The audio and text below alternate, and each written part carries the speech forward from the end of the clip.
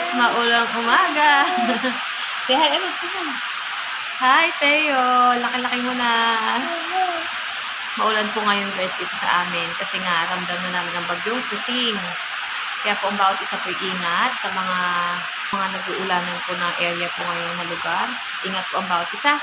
Ito si Teo. Hi! Bakit pa nahuli niyo siya nakita, di ba guys? Ngayon, ang laki na, likot na. Yo! Say hi, anak. Hi. Mag-hi, ikaw. Ay. Hi. Mag-shark na ikaw. Pakita mo shark. Sila, ang talot ng shark. Baby shark, chuchurut. Baby shark, chuchurut. Baby shark, chuchurut. Baby shark. Hungry shark, chuchurut.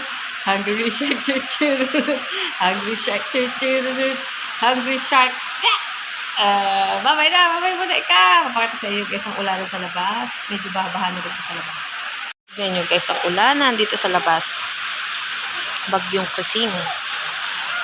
Papakita ko sa inyo guys yung yung manok na 45 days. Yan. Yan, may kaagaw pala. Parang tatatlo na lang season ng manok na inahin namin. Dati 11, ilan na natira? Ito guys yung manok.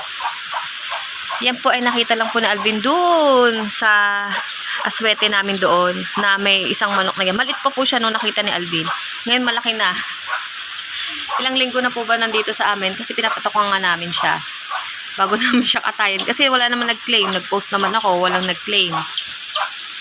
Kaya naman, ibig sabihin para sa amin na siya. Dahil walang kumukuha eh. Yan. Ilang linggo na ba? Wala. Mag-isang buwan na siya dito sa amin. Kaya ready to katay na siya guys. Oh. May uulamin na ulit kami. Ito po ang ganap ngayon. Dito sa harap ng bahay namin. Ayun po ang aming inahin. Ilan na lang sisiw mo? Naku po gala kasi lang gala. Dadalwa lang natira. Dati 11 ang sisiw po niyan eh. Ayan, dadalwa lang natira. Kakagala. Nauubusan. Doon po nakita ang manok guys. Maliit pa po siya nung nakita na Alvin doon. Sa may aswete namin. Ngayon ang laki na diba? Ayan pong ganap.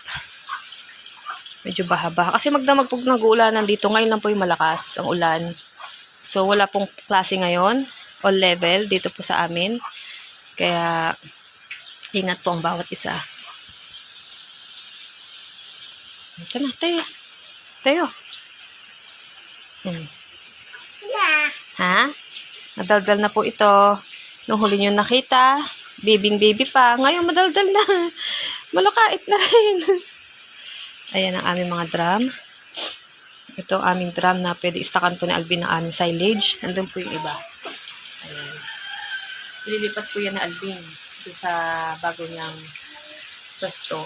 Doon sa likod ng aming bahay. Ang benta din po yung ibang drum dyan guys. Guys, ingat po bawat isa. Bye-bye na ikaw. Bye-bye.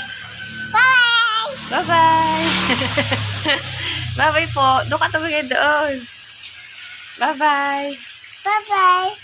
Madaldal na rin po yan guys. 2 years old na po siya ngayon. Noong April 1. So, ayan.